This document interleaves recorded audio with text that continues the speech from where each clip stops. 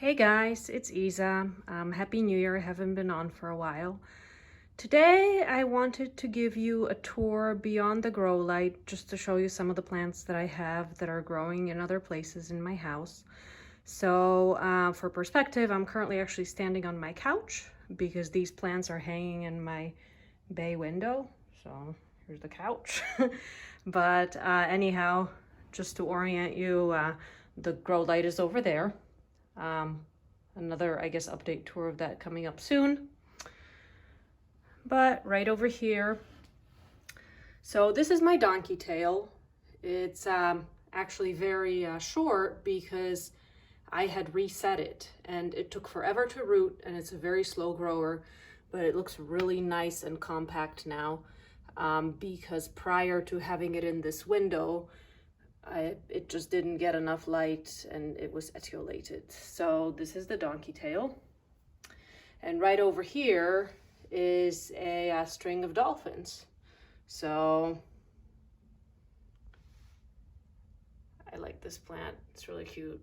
A lot of people obsess over it because of the little guys that look like dolphins. And it's very long. This is a very fast grower. I already chopped some off and gave it away as cuttings, and you can see that at the chop off point there's a new growth. So I think what I'm going to do is I am going to chop off some more of them and root them in water and then plant them up here just to make this a little bit bushier. Yeah, I should probably do that because my kitty cat comes up on this windowsill, and technically she could start messing with it, and I don't think that would be good for her.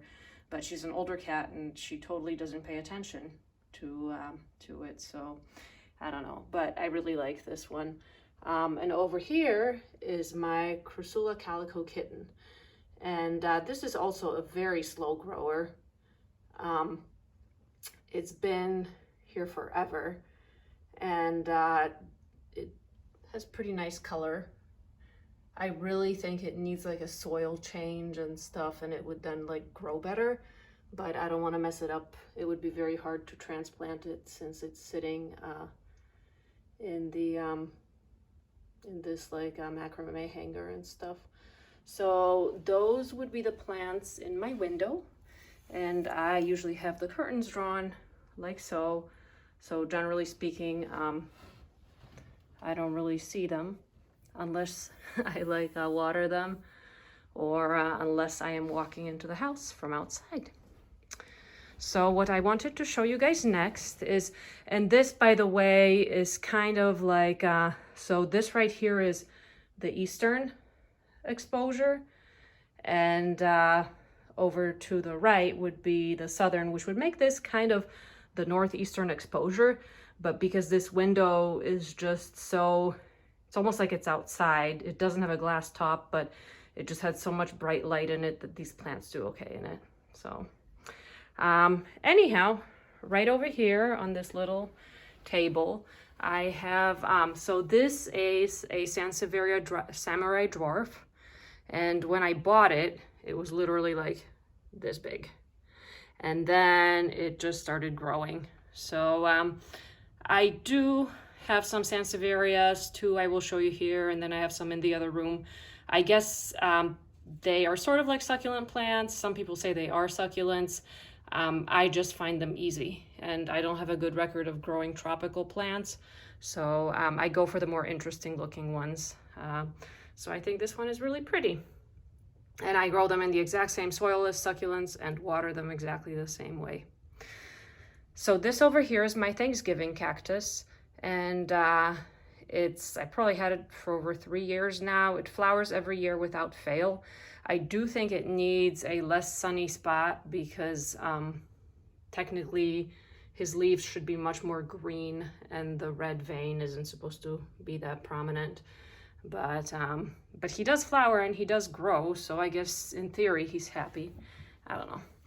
So right over here is my Gasteria Sakura Fuji. This is my only Gasteria, and I really like it for the unusual coloring, the unusual markings, and it's very like thick, juicy leaves. I also think it's a tiny bit too bright for it here. So it dries up a little bit too much. But right over here, I do have, this is one of my old grow lights. It's a CFL grow light. So it's not good for most plants. Like if you put an echeveria here, it would definitely etiolate. But it's very good for this aloe. So this is just an aloe species. I don't know what kind of aloe it is. Last Christmas, so not this past Christmas, but the one in 2019, I went to visit my family in LA. And my aunt had like a whole planter of like a cluster of these growing on her back patio in a planter, and they were tiny and they had dried up tips. I don't know what was wrong with them, but I just don't think they were well cared for. They were probably waterlogged or some such thing. But ever since I brought this guy here and potted him up, he exploded. When I got him, his leaves were like half the size of this one, just tiny, tiny, tiny, and he just got really big. And I want to see how big he's capable of getting. I just recently repotted him. Aloes, they don't have a very robust root system, but this one, I had him in a pot this size. He was really root bound when I took him out. So there you go. So right over here is, this is either a Christmas cactus or an Easter cactus. You'll notice that the leaves are much more scalloped than the pointy Thanksgiving cactus that I just showed you. I don't know which one it is because the Christmas and the Easter one are actually quite similar, and you can differentiate it based upon flowers. And this is a very young plant. It has yet to bloom for me. I think a couple years ago, this local nursery gave me a few cuttings from this big one that they had, and they weren't able to specify either whether it was Easter or Christmas, but one day I will find out when it blooms. So this is my big Sansevieria. I've already divided it like once. It's really prolific. I mainly bought it here because I wanted like a big plant that didn't need a lot of light and fussing. I wanted something a little bit more substantial because all my succulents are pretty little. And I wanted, you know, when I'm sitting down on the couch, I wanted just something big and imposing and green. And one day, like if I could do this with an agave, that would be fantastic. But I think I'd have to like put a huge LED grow light over it. And I already have one grow light. So anyway, I think it's cool. I might put the aloe in this pot one day if the aloe gets bigger. And I guess last but not least, this is my Christmas tree. I'm about to take it down. Some of you had asked to see it, so there it is. I actually always, before I got my kitty cat, which was like 15 years ago, I always had a real tree. And then after I got Honeybee, I got a fake green tree. And I never liked it because I always tried to make it look realistic, and there's nothing like a real tree. So this year I tried to just go for something completely outrageous. So I bought this like aluminum tinsel style tree, like a vintage one. And it has a lot of my like old family ornaments, and I just generally like European glass blown ornaments. So that's my belated Merry Christmas to you. So that's it for now. So those are some of the plants that I have outside of my main grow light, and the ones behind the curtain over there. And the only thing I have is my kitchen windowsill and then my office. So I will show you those another day.